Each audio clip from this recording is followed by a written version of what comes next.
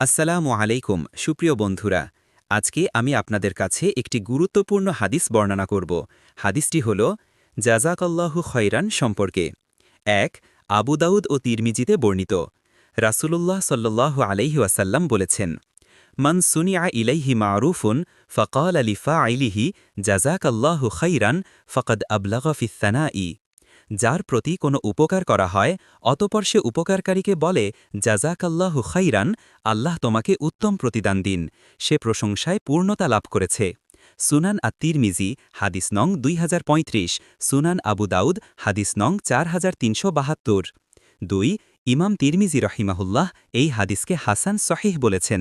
৩ অন্য বর্ণনায় রাসূলুল্লাহ সাল্লাল্লাহু আলাইহি ওয়াসাল্লাম বলেছেন, মান আতা ইলাইকুম মা'রুফান ফাকাফিউহু ফাইল্লাম তাজিদু ফাদউ লাহু হাত্তা তারাউ আন্নাকুম কাদ কাফাতুমুহু। যে তোমাদের প্রতি উপকার করে তোমরা তার প্রতিদান দাও, যদি প্রতিদান দিতে না পারো তাহলে তার জন্য দোয়া করো, যাতে তোমরা মনে করতে পারো যে তোমরা তার প্রতিদান দিয়েছ। আমিন।